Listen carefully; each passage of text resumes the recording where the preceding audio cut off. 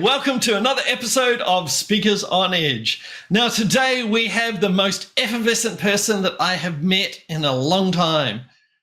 Her name is one that will touch your heart and soul from your childhood. Her name is Bambi. Such a beautiful name for an amazingly beautiful person who is here to touch one life at a time. I think she's going to be quite the person to listen to.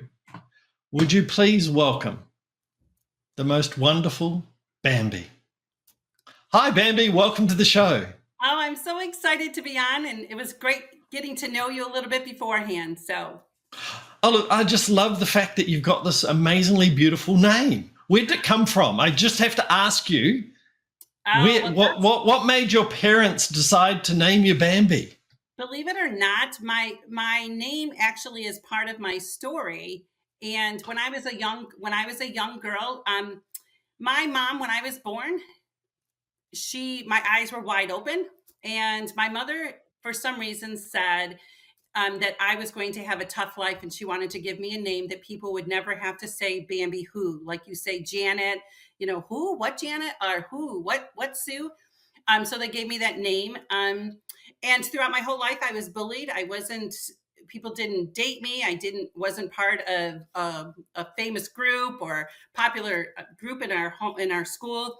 I did get married a couple times. None of them would introduce me as my name. Finally, when I was about 32 years old, I went to the beach and I had a conversation with God, a one-on-one, right in his face kind of conversation, telling him that he knew me from the foundations of time and how dare he name me Bambi. And I went through all these reasons and the things that I had gone through being named Bambi. And I told him I didn't even have my name in a name book. So when you go and you look in the name book, my name wasn't there. So I didn't even have a meaning. Plus, I didn't even have like license plates or pencils or anything that you went into a store, to be able to bring home. So I gave God an ultimatum that day. And I told him if my name wasn't in a name book, when I went to the bookstore, I was changing my name to Janet. I had the paperwork, cost about $800 to go to the courts, fill out the paperwork, and they get to change your name. So I got into my car, and as I went to the bookstore, picked up all of the books that had names in it. The first book, my name wasn't in there. I had my name on a piece of paper. And the second book, my name was in there. For the first time in my life, I saw my name and the meaning of my name in writing. And my name means holy child.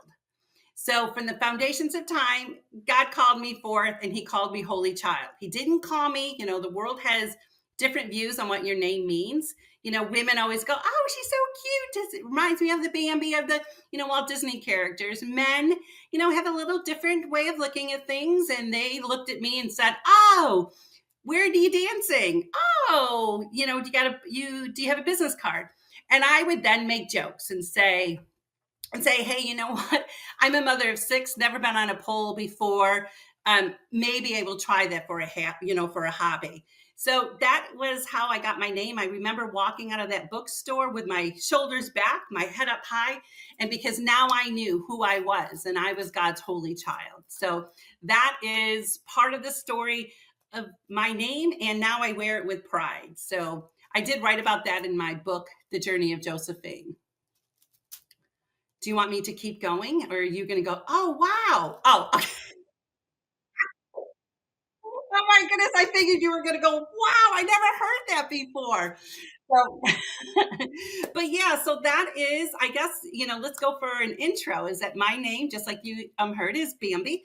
I am a mother of 6 adult children. I have 13 grandchildren. I do have one grandchild named Isaac that passed away hours after he was born. I pretty much raised my children, by myself as a single mom, was married 2.5 times. The half was an annulment, got out of that real quick. And I homeschooled my kids for 27 years. I lived in Buffalo, New York, and I transplanted myself to the Golden Isles of Georgia. And I did that because I have 3 children that are serving our country in the military, and they lived in the South. And they said during the pandemic, my children said, Mom, we're not coming back home. We're not coming back to Buffalo. Why don't you move? And so I sold everything that I had because, when you have adult children, your children at this time and age, they don't want your stuff. This is an IKEA generation. They want things that they can put together. They don't want this heavy junk stuff that we have in our houses, which makes parents cry because their children don't want our stuff. But packed up everything that I wanted, moved to my daughter's in Georgia, where her and her husband were stationed. They went through a divorce, and so they sold the house. And I'm like, okay, now what am I going to do? Now I'm stuck because I sold everything in New York and moved to Georgia. So that's how I ended up living in Georgia. And I needed to move into a apartment because as of last October of 2024, I was working for the Nielsen TV ratings and I had lost my job. But that was why I moved to Brunswick, Georgia. I am 55 years old, but I became an author at 52 years old. Life does really begin at 50, So I wrote my very first book, a book that I had dreamed about writing my whole entire life. And it was the story of the journey of Josephine. And what it is, it's my story. It's my memoir. It is the story of how God took a broken little girl that had gone through trauma her whole life, and he put me back together again. He took all the pieces that were thrown down on the ground. I became a life coach. And one of the things that I do with my clients is I give them a puzzle and they have to put the puzzle together. But then when they're putting the puzzle together, they're realizing it's not the same puzzle that is shown on their box, because that's what happens in our lives. We think we have it all figured out. We think that we know what our lives are going to look like. And then the pieces of our lives and the things that we have been through, the trauma, the activities, the adventures, everything that we have gone through in our lives, we start putting the puzzle together and it looks nothing like what we dreamed. And so I use that as an example, is that just because it doesn't look like what I thought my life was supposed to look like, doesn't mean my life hasn't been spectacular. When I was 49 years old, my friends said, Bambi, you need to do something out of the ordinary. You're going to be 50, which is the year of Jubilee. You need to do something. And I'm like, I don't know what I'm going to do. One of them suggested a tattoo. And I said, nope, not putting a tattoo on me, because when I get old, it's going to sag, and I'm not interested in a saggy tattoo that nobody's going to recognize in the nursing home. So then somebody suggested, since I had done iFly, which is doing skydiving inside of a building. And the guy that took me up, he said, this is exactly what skydiving feels like. And I'm like, really? This is kind of cool, because you could hear things that were going on. Like I had gone on a hot air balloon ride, and you could actually talk to the people down on the ground. So he's telling me that skydiving is the same thing. So I'm like, okay, I'll go skydiving. And I had won an award in our company. And so I could take one person with me. So I decided to sit my children down and said, hey guys, you guys can have an all expense paid trip to Florida if I draw your name out of the hat and you do the excursion that I have. My one daughter says, Mom's going to make us go skydiving. She's going to make us do something stupid. And I'm not doing that. So she wouldn't put her name in the hat. So I drew the name out of the hat, and it happened to be my second daughter. She drew her name and she goes, Mom, what are we doing? And I said, we're going to go skydiving. Somebody suggested I do something before I turn 50. So we went to a place in Tampa, Florida. And I had the words written on my palm of my hand that says no doubt, because, I'm like, I go there, I'm a little cocky. I go and he goes, are you excited? I'm like, oh yeah, I'm a mother of 6. I have 8 grandchildren. I can do this. This is nothing. He straps you up. I'm a little top heavy, so everything is like up to my cheeks. We get into the plane, 17,000 feet. We don't pick the 13,000 feet, heavens forbid. We pick the 17,000 feet. So the plane is going up, and the plane door opens up. And he points at me. He said, hey, you are first. What do you mean I'm first? Can't somebody else go before me? So he takes me to the edge of the plane. And, it's kind of, and there's a tatum behind you, the person, the burden, that we carry in our lives. We think we got it all together, but then we start flying and we start dealing with life, and we get some burdens that are stuck in the back of us. He takes me to the edge of the plane, doesn't count because heavens forbid you count, because anybody counts, you count 1, 2, 3. My hands are going to the sides of the airplane. I'm not doing that. But he waits till your body calms down a little bit. And then all of a sudden you are pushed outside of this plane and you are heading down, down. I have gum in my mouth because I always have gum in my mouth. And the gum flies out of my mouth. So I'm thinking like the Empire State Building thing, if a penny drops from the bottom, you're killing somebody because you hit her head and they're. So I'm thinking, oh my goodness, I just killed somebody. Then I was sick to my stomach and vomit flies into my face. So here I got this vomit. Then you see your face is like the dog in the window. Your cheeks are flying all in the air. The guy behind, sitting on you, is saying, isn't this fun? Put out your hands. And I'm like, I don't want to do this. And then all of a sudden, as you're dropping, because it's only like 7 minutes, as you're dropping, the parachute opens and, takes everything to Timbuktu and back, and then you're gliding down. And he's saying this, just enjoy the ride, enjoy the ride. And then as you're almost landing, he says, don't land on your feet and don't land on your legs. You must land on your butt. So I'm trying every which way I can possibly try to be able to land on my butt. Well, I landed roly-poly. I was rolling and rolling, didn't land on my butt, but I'm rolling, poly. I felt like I had just gone through a hot flash for menopause. I was soaked. And he says to me, wasn't that fun? Wouldn't you want to do it again? And I said, my exact words were, hell no. Isn't that life? Isn't that such a description of life? We live one life. We feel like we're going to do things so much better than our parents. And then we start living life and then we get all these burdens and then we're kicked out of things and then we're told to land. And you know what? The funny thing is, it's not the landing that matters. It's the getting back up, because you're going to fall over and over and over again in life. So I tell people, when people want to give me the description of life, say, Bambi, give me a description, give me a definition of life. I tell them, go skydiving. That's all the description that you need, is just to go skydiving. So that's kind of like my life. I have fallen, I have gotten back up. I have fallen, I have gotten back up. I've had things happen in my life that should have never happened to anybody.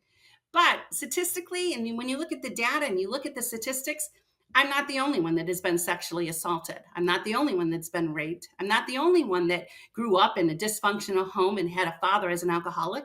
I'm not the only one that my first husband decided he liked other women besides me. I'm not the only one that was a victim of domestic violence. I'm not the only one that wanted to commit suicide 3 different times. And as you can see, I didn't succeed. I'm not the only one that has gone through trauma. And so when I begin to tell my story, I don't want to tell my story anymore, the nitty gritty of the things that have happened to me, because they've happened to all of us. It's what we do with those stories. We all have crossroads in our lives. We all have things that we have to decide. When I homeschooled my kids for 27 years. And one summer, we had studied the Oregon Trail for the whole year. We had studied going out west the whole entire year, the different people that went out west and to build their new homes, to have a homestead, the Mormons that went out. So I decided in the summer that I was going to find somewhere that we can go on a covered wagon ride.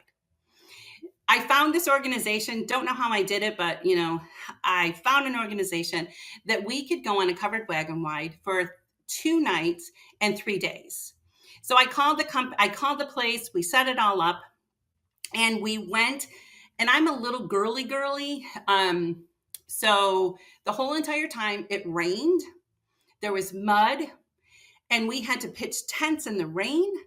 And that's all that it did the whole entire time as we're riding the wagon. But we had to set up our tent. I'd never set up a tent before. It was with my 2 sons, my identical twin boys. We set up our tent. We were on Amish country. What happened is that a bus would take us from one destination, and then the wagon would take us to the next destination, which was on Amish country, on Amish land, where they would feed us for the evening, and we would sit around campfires for the evening. Well, as I told you, all it did was rain the whole entire time. So there is this path that you have to take in order to get to the field to get your food. Well, the path, had the horses, the buggies, the rain, the mud, the manure. And I'm standing there looking at my children, pouring down rain, looking at the mud, just thinking, oh my goodness, what am I going to do? As a parent, and as a mom especially, we really design the atmosphere for our homes. We design the atmosphere for our children. We can make or break a vacation.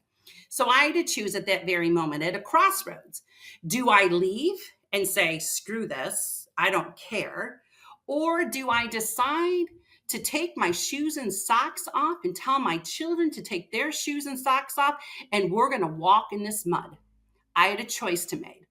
And I looked at those boys that wanted this adventure, and I chose to take my shoes and socks off, for them to take their shoes and socks off, put it inside of the tent, and we decided to walk through shit barefooted. It was the best decision. It was the best manicure, pedicure that I've ever had in my entire life. But I had a crossroads. I had a decision that I had to make. That evening, there next to our tent, there was a horse and buggy that had been there, an Amish horse and buggy that had been there the whole entire day. So I didn't really notice it until I had to get up in the middle of the night to go to the bathroom, to go into the outhouse. And you have this little flashlight. And this little flashlight didn't see all the stuff that was sitting around there. So I stepped literally not in mud infested manure, but in horse manure totally. Had to go to the bathroom and spent the night with my feet outside of the tent, because I couldn't bring my feet inside of the tent because there was no water anywhere. So I woke up in that morning having to try to find soap and water. It's a crossroads. It's what you do in our lives to make or break every situation. And the situation could have been totally different at Thanksgiving 20 years later, as my children tell their story. They could have told the story of my mom was terrible. She was so mad. She packs up all of our stuff, rips our tent apart, throws it all into the car. But instead, my mom said, let's take our shoes and socks off and let's go on an adventure. I have a crossroads. And that's what we also have when we go through things in our lives. I can't change the things that have happened to me. I can't change that somebody decided to take advantage of me. I can't change that. But how I look at it and how I choose to heal from it, that's my choice. So I choose every single day to be able to take the things that have happened to me in my life, and I've chosen to make lemon into lemonade. Nothing can change. I read a memoir just recently by Viola Davis, and I think one of the things that I tell my clients is, if you want to start healing, you want to start going through things in your life and start looking at things in a different way, read other people's memoirs, because you will realize that you're not the only one. And I read her story, and there was a part in her story that she was in a counseling session, and their counselor says to her, Viola, that 8-year-old little girl has already survived for you. That 8-year-old little girl has already gone through the horrific things in her life. And she has done that, and she has overcome that for this moment right now, for you to be able to rise above all of that trauma, rise above the things that you have gone through in your life, and to continue to thrive and to go and be all that you can to be, because she's already been through it. So let's leave the 8-year-old little girl where she belongs, because she's already accomplished what she was meant to accomplish. And when I read that to me just resonated. So many times we wear trauma as a souvenir. So many times we wear trauma as a badge of honor and a badge of courage. You were courageous in surviving what you have been through, but it's not a badge of honor until we've done something for this world to be able to be a better world. It's not something that we do because we when I think about the trauma, when I think about the things that I went through, and I would go into a room and I would share that story over and over again. After a while, people don't want to hear that. After a while, people want to hear, "Hey, how did you get past it?" One way that I got past it is that I realized it's not a death sentence. I realized that I'm still alive. I realized that I survived everything that I went through. I survived a grandfather coming in my room in a bathrobe and being naked. I survived that. Why do I want to go back and continue to live that? I survived 3 attempts to commit suicide because I thought I was nobody, and I survived that. Why do I want to go back and continue to live in that and wear trauma all across my chest over and over and over again? I want to be somebody that not only has survived that, but I have thrived in it. And that is why I became an author. That is why I became a public speaker. That is why every time somebody asks me to share my story, that's why I share my story. Because my story is your first aid kit. Your story is not your death sentence. Your story is also a first aid kit. And I tell this story years ago. I was in my 20s. I had 4 of my children at that time, and I had a pressure canner blow up on me. And a pressure canner is something to use for canning. I was using it to make spaghetti sauce because it was a 16-quart pressure canner. So it was the biggest pot that I had in my house. Well, long story short, the pressure canner blew up, and I ended up in a burn unit for 17 days. My ex-husband ended up in the burn unit for a little longer than me. And what they do in a burn unit, and I had my breast burned and I had my arm burned. And what they do is that they take you into this room, this metal bed. They tie your hands and they tie your feet and they jack you up with morphine and they start scrubbing you to try to get the residue and the dead skin off of you. And they do that, and they did that to me for 5 days. And what they finally did, they couldn't get it all off. And they finally said, "You know what? Let's graft her." And what that means is, let's give her some new skin. Let's give her some new skin. Let's give it faster, because your skin will create new skin over you if you allow the scrubbing and the residue to be gone. What happens in healing is that you are put kind of like on a bed and you're getting scrubbed of all the heartache, all the hurt, all the brokenness, all the trauma. It's being scrubbed off of you and all the residue so you can get new skin, so you can become somebody different instead of the girl that comes into the room that's so full of trauma. Now, when I walk into the room, people run to me and say, "Bambi, I'm going through this. Give me some ideas." Just recently, last year, my daughter gave me a lemon tree. And I have lived in the North my whole entire life, and I've always wanted a lemon tree. And so last year for Mother's Day, my daughter gave me a lemon tree. And what a process this thing has been. I've had to repot that lemon tree 3 times. And last year it didn't grow any lemons on it. And so I began to start watching this process. Just recently, I put it into its, I think, final pot, and it started having these little buds. And then it started having these blossoms. And now I have lemons that have popped out that look like freaking limes. Like, what the heck? I thought I was going to get lemons and they were going to be yellow. Instead, they are green, and then they eventually turn yellow. So I have a lime tree that somebody gave to me, and my lemon and my limes look alike right now. But the process that you go through, that I'm going through with the seeding and with the planting and with the watering and with the blossoms, and now with me seeing these little tiny lemons that look like limes. That's like a healing process. That's a healing going through step by step. And sometimes healing doesn't look the way you thought it was going to look. I didn't think that my lemons were going to look like limes, but eventually they are going to be lemons. And eventually I'm going to be able to take those lemons and I'm going to be able to make a decision, just like we have to do in our own lives. I'm going to be able to make a decision when I hold those lemons in my hand. What am I going to do with these lemons? What am I going to do with the sourness of these lemons? Just like we have to decide in our own lives.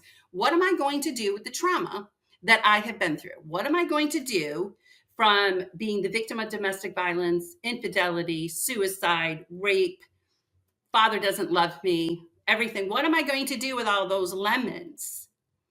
I have a choice.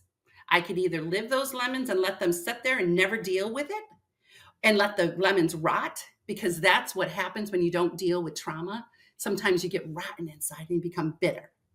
Or I can take those lemons, I can cut them in half, and I can begin to start squeezing, which isn't easy. I tried it, and squeezing all the juice out of the lemons. And then I can add a little bit of sugar, and I can add a little bit of honey, and I can add some water and some ice and make lemonade. It's our choice. Life is about choices. So I just choose every single day to take the lemons of my life and the lemons that are going to grow and are going to produce off of my lemon tree. I'm going to make a choice to do something magnificent with these lemons. I may even make lemon meringue pie, like one of my favorite pies. But we have choices. We don't have to take the lemons of our lives and keep them sour. We can sweeten those lemons of our lives. We can tell our stories. I think that everybody should tell their story. I wrote my story in my memoir, The Journey of Josephine. And when I received my book in the mail, and I sat for 6 hours reading my story, cried, wept, healed some more, and then I closed my book and I looked up to heaven. I said, God, I'm not that woman anymore. I'm not this little girl anymore. But now my mission is to go find her. My mission is to find this little girl that doesn't have the courage to be able to share her story until she reads mine and realize that she can be brave enough to tell her story too. I don't have to fake it. I don't have to fake my life. I don't have to fake that I didn't go through anything in my life, because I did. Because we all do. None of us are going to leave this earth unscabbed. I'm telling you, we're all leaving this earth with scars. But you know what? The greatest thing about scars is that they tell a story. And I don't know whether, people that are listening, are believers in Christ, but even the 40 stripes that are on Jesus's back as we're celebrating Easter, this coming week, even those tell a story. Even those tell a story of redemption. Every single scar that we have tells a story. It's how we look at those stories. Instead of being the person that's poor me and trying to get the attention of everybody around me, I'm using those stories to say, hey, let's rise up. Let's rise up and to become a nation that we lock arms with each other, because we've all been through something in our lives. Years ago, I have a grandson that loves Christmas and he loves the Grinch. I've never, ever watched the Grinch, but he asked me if I would dress up as the Grinch. So I decided, okay, I'm going to dress up as the Grinch for my grandson. Bought the costume, bought it from Amazon, I think. Yeah, bought it from Amazon, had it delivered. And I rode my bike around the neighborhood dressed like the Grinch. Knocked on people's doors, had no idea how the Grinch acted. I didn't know, because I've never watched the movie. So I'm pretending that I am somebody that I'm not. I put a mask on so nobody could see the real me. And I'm pretending that I'm somebody else. Well, when I watched parts of the Grinch, I didn't act anything like that. I didn't look anything like that. Believe it or not, and the Grinch is a boy and I'm a girl. So that was the one thing. But when you take your masks off, when you stop acting like somebody that you're not, and you start acting like somebody that you are, then you're authentic. Then you're original. I was never meant to be the Grinch. I was never meant to wear the mask of the Grinch. I was never meant to be riding around on a bicycle around the neighborhood pretending I was somebody that I'm not. And when you start healing and you start allowing your body to heal and you start allowing your mind to heal and you start healing from the inside out, you don't have to wear a mask anymore. I can be me. I can be genuinely me. I don't have to pretend that nothing's ever hurt me. I don't have to pretend that I'm something that I'm not, because I am me. And if there are people in your life that don't like the fact that you're me, because a lot of times people love the fact that you're the victim. They love the fact that you're the elephant in the room. They don't ever want you to change. But you know what? Nature tells us something different. Nature tells us that the eagle has two enemies, the crow and the raven. And you know, the eagle doesn't do anything about it. Those ravens and those crows jump on top of the eagle and start biting at its neck over and over again, trying to attack the eagle. And you know what the eagle does? The eagle keeps just flying and flying and flying higher. You know why? Because after a while, the eagle can fly higher than a raven and a crow, and the raven and the crow fall off dead. So when you are going through your healing and you have people in your life that don't want you to heal, keep flying. Keep going higher and higher. Keep going and doing what you know that you need to do, that you don't have to stay in your muck. Keep doing that, because all the rest, the ravens and the crows in your life, they're going to fall off and they're just going to not be able to breathe and they're going to fall dead. And look at life that way. The greatest metaphor that I love, this metaphor, is when you think about an oyster. An oyster has nothing inside of that oyster until that oyster has gone through some pain, until that oyster has had some parasites try to eat at it, until the hurricanes have crashed and washed over and crashed over the oyster. And it doesn't have any until, sand and everything is going and it's trying to attack the oyster. And when people come and they pick up and they want to look at the oyster and they open up the oyster and there is pearls in there. Pearls come from distress. Pearls come from things that have happened to that oyster that has brought distress to that oyster. It comes when there is pain and when he's trying to fight off the hurricanes and the waves. And the bigger the pearl, the more the oyster has been through. So if we can look at our lives and realize that we are being formed into a pearl, that everything that we have gone through, every parasite that has come after us, every wave and every storm that we have been through is producing something pretty magical. It is producing a pearl.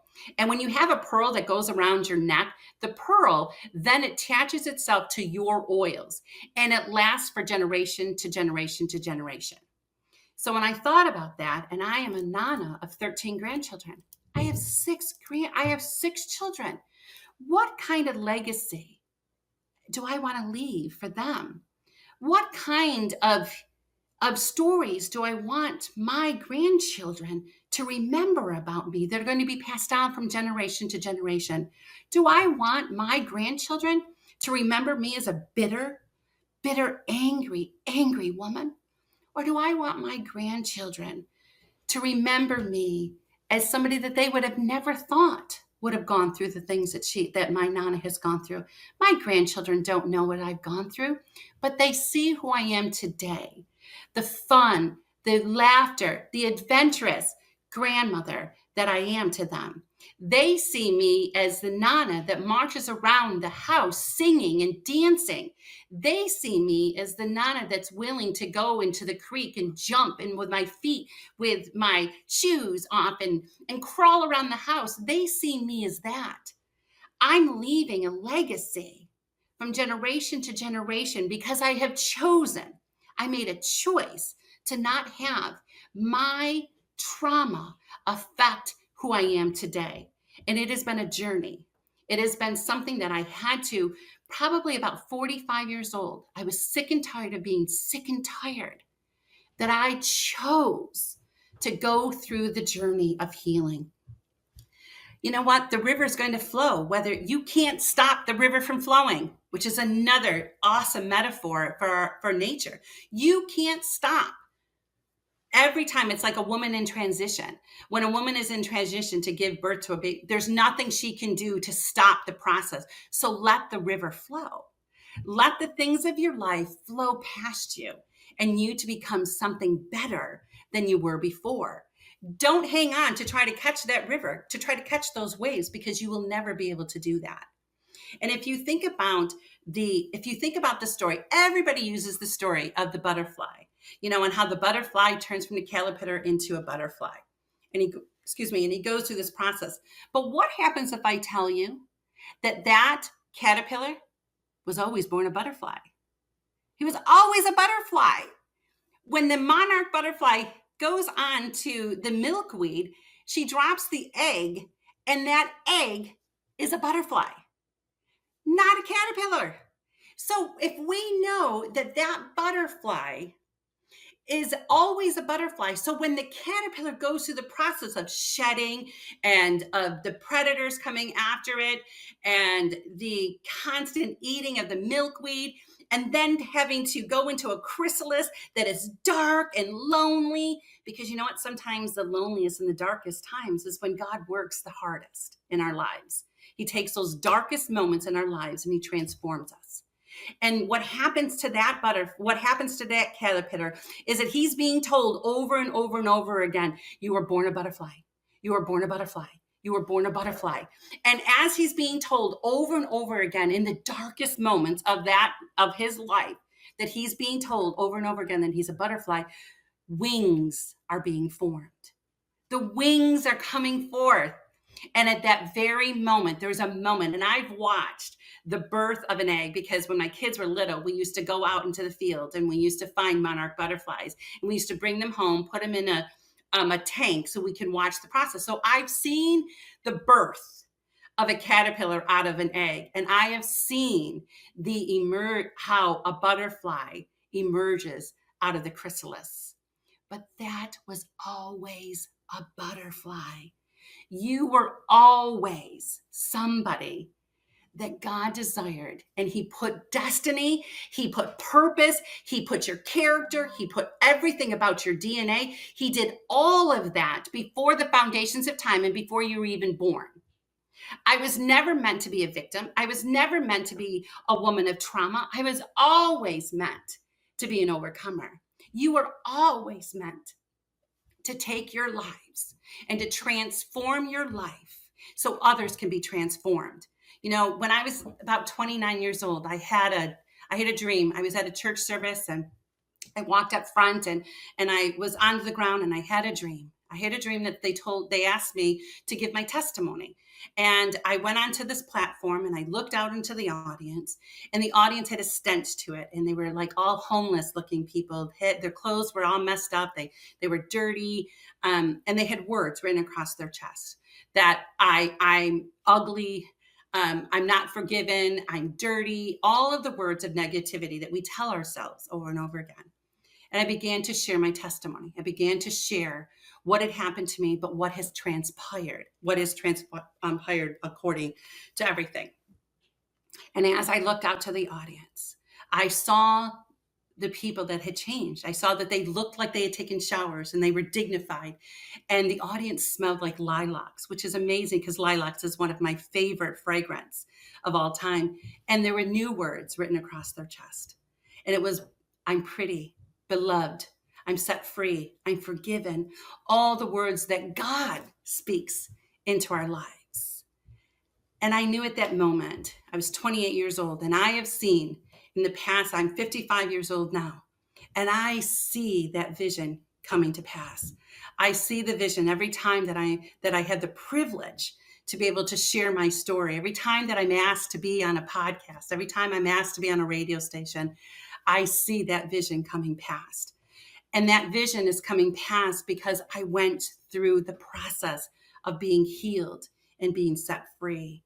The Bible talks about that in Isaiah 61, it says that he has opened the prison gates and he has set the captive free. And there's evidence of the captive being free because God turns your ashes into beauty. You can't have ashes until you've gone through the fire. Our apartment complex has had 2 buildings that have been burnt down to the ground. But the greatest thing about something being burnt down to the ground, it gets to be rebuilt. And then you get a say in how it's going to be rebuilt. So if something in your life has been burnt down to the ground and is in ashes, you get to choose the faucets that you want. You get to choose the size bedrooms that you want. You get to choose whether you want a soaking bath or just showers. You get to choose the decor. and it turns into something beautiful. So and even when you think about the California fires, I learned this one time, that during the California fires, there is a flower that only comes out after a fire, and it's called the poppy fire, the poppy seed fire, and it's red, and it only comes out during a fire. So there are things that happen in our lives that when we are in a fire, there's something beautiful that's being formed because of the fire. When you think about diamonds and you think about gold, you can't have diamonds, you can't have gold unless it's gone through the fire. And your body is going to react, to the healing, because our brains function out of fear.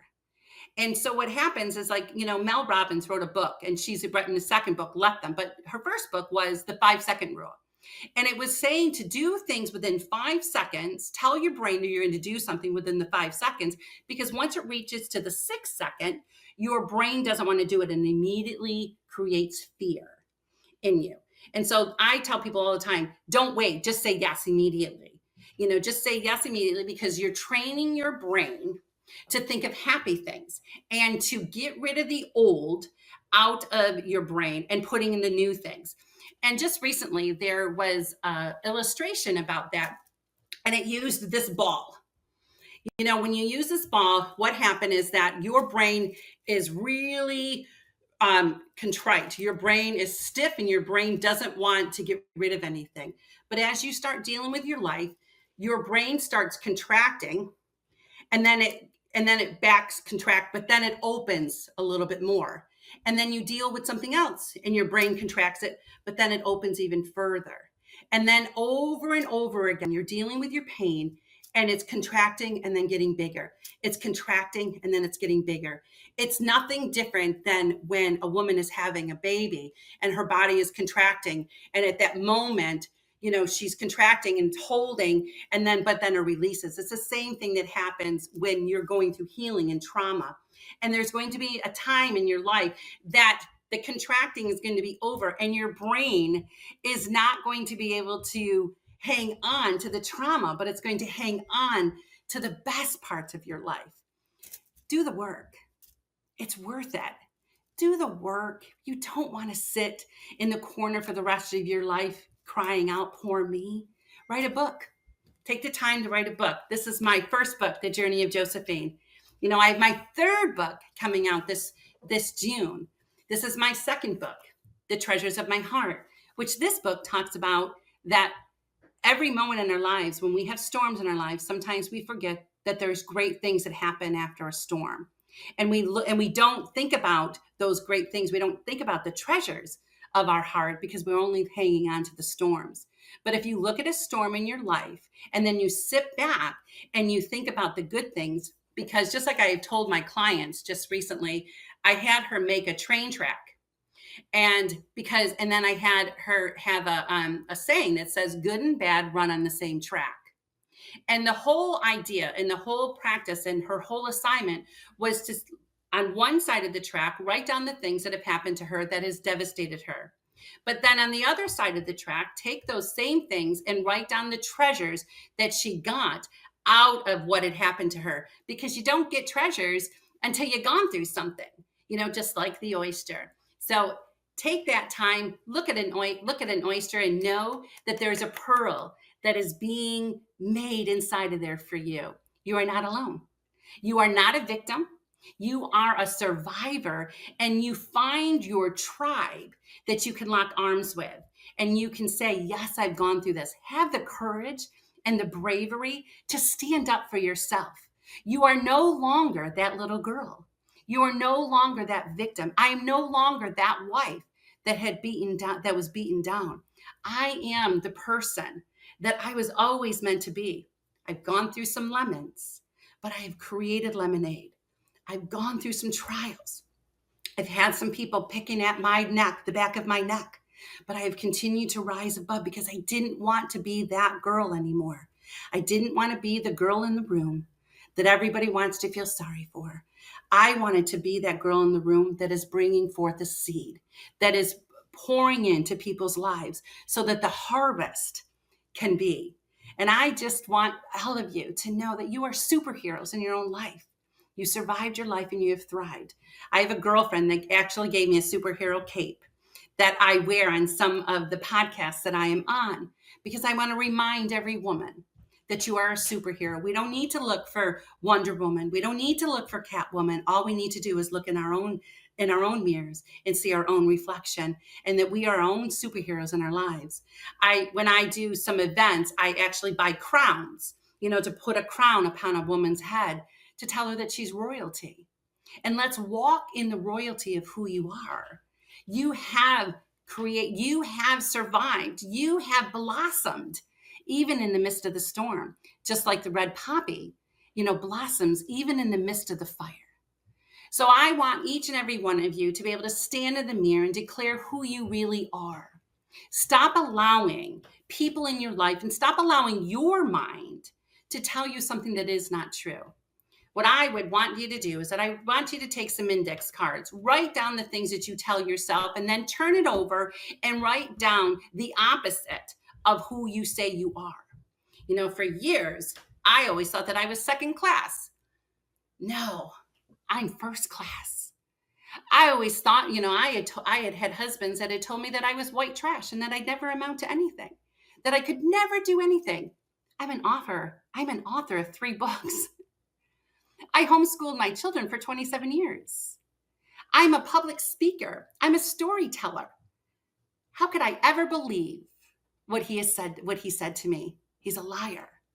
And he is just somebody that started eating at the back of my neck, that I just kept going higher and higher and higher. And he had no other choice but to fall off because he couldn't breathe anymore. I want you to take back your life. Take back your destiny. And we always remember that you were born a butterfly. Just because you've gone through things in your life doesn't mean you're not a butterfly. Just because you have had some things that have happened in your life doesn't mean you're not a butterfly. You were meant to fly. And the butterfly had to be reminded of that. And that's why the butterfly had to go into some darkness, because he had to be told over and over again who he was. And sometimes you have to go through some darkness in your life. Good and bad run on the same track. And sometimes you have to go through that in order to find the treasures in your life. And I hope that this has encouraged you. I hope that this has brought life to you. And I hope that you know that you are not alone. You do not stand alone. Find your tribe. Find the people around you that believe in you. Find the people around you that will call you up higher and not allow you to stay a victim any longer. And for me, what helped me tremendously is my relationship with Jesus. And that was something that I hang on to for dear life, because I met Jesus on a bridge when I was 16 years old, when I was ready to take my life for the last time. And I thought if I could take my life, nobody was ever going to notice that I'm around. And that was 37 years ago that I decided to surrender my life, because I knew I couldn't do it alone. And I just want to thank you for this opportunity, and just continue to rise above. Don't put on the Grinch costume, because you're not the Grinch. You are you.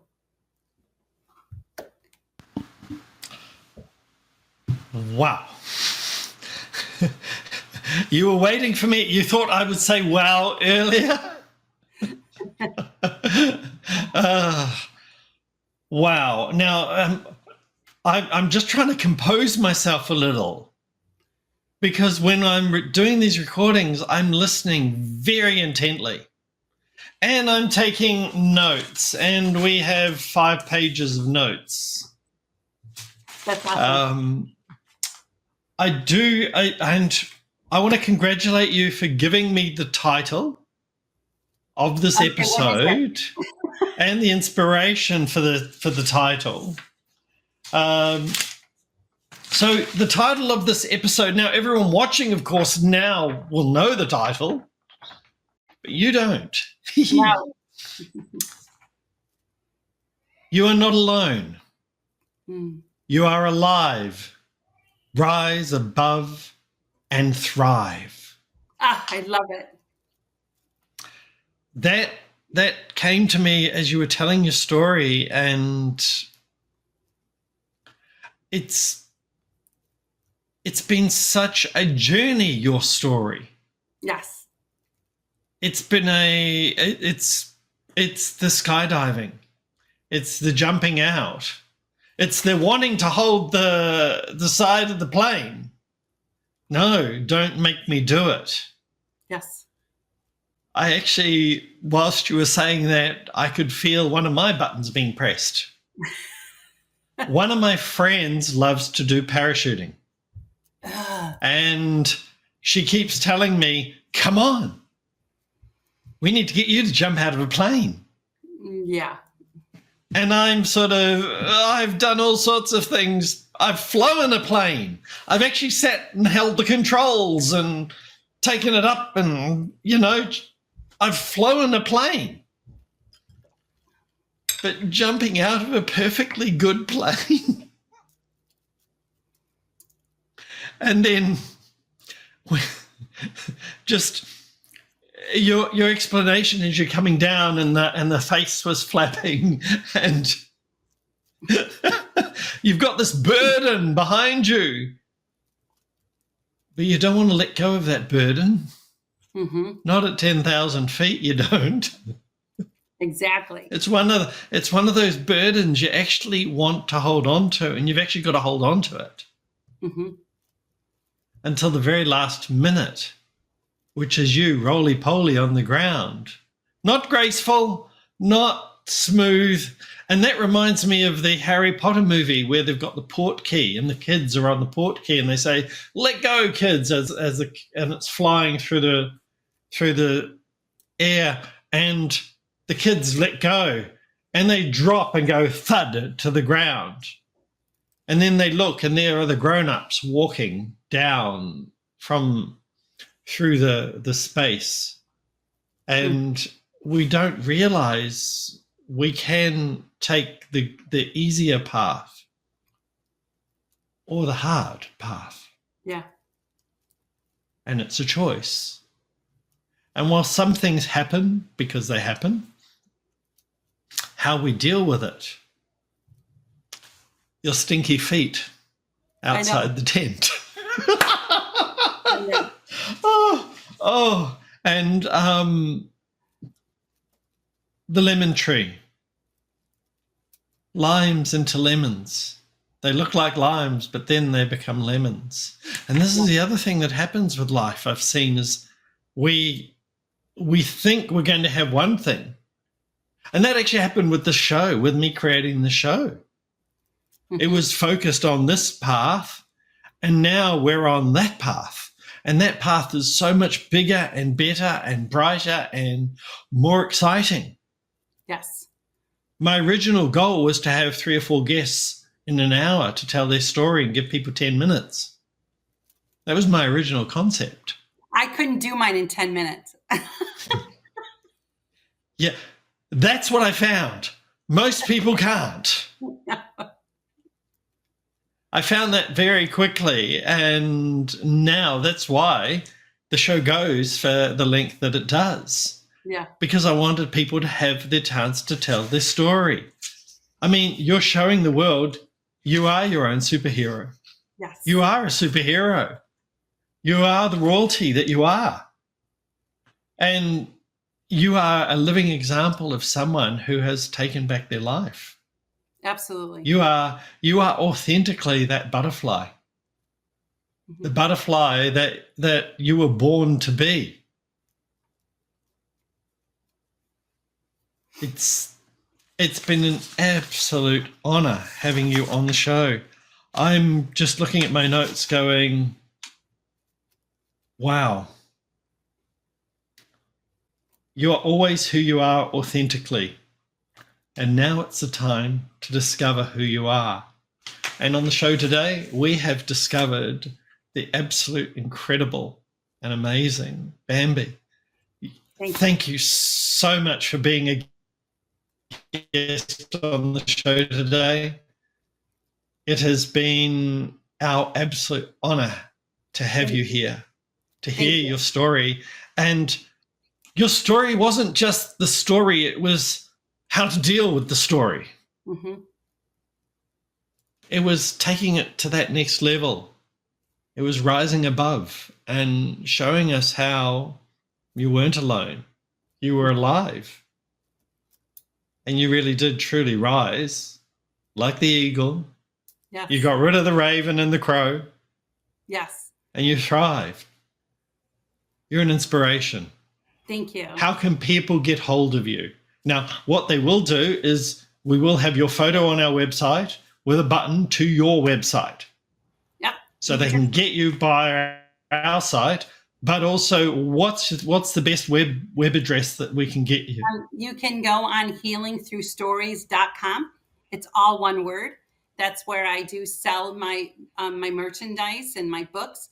And right now, if people subscribe, there is a 10% discount on if you order a book. There's a code that pops up that you can order my book with a 10% discount. So it is healingthroughstories.com. You also can find me on all kinds of social media outlets. I'm on TikTok, I'm on LinkedIn, I'm on Instagram, I'm on Facebook, trying to continue to tell my story. And I am on, if you want to listen to any more podcasts that I have done, you can go on YouTube and look up my name, and there's other podcasts that I have been a guest on. I did become a life coach because I just thought that was so important, to be somebody that helps people, to understand who they are. I'm not a therapist, but I'm somebody that knows that, I go through some metaphors, I'm really good at that, have people do some activities and things like that. So I do have an 8-week program calling Healing Through Your Story, Finding Your Purpose. So I just started that if anybody was interested, but go on to healingthroughstories.com, and sign up. I do blog each week, go ahead and sign up and, read some blogs, read some inspiration, and find me on Facebook and find me on all the LinkedIn's and all Excellent. of the. Thank you so much for being a guest on the show today, Bambi. It's been an absolute honor. So that's it, folks. Whoops, sorry. Let's just cut back to there. What was that? Sorry. No, I'm just so thankful, and I hope that I did touch at least one life. I think you've touched more than one life. I think you've definitely touched more than one life today. Thank you. So that's it for today's episode. I'm pretty much speechless after the amazing story of Bambi. We'll see you next time. Thanks for watching. Speakers on Edge. Your story, your way.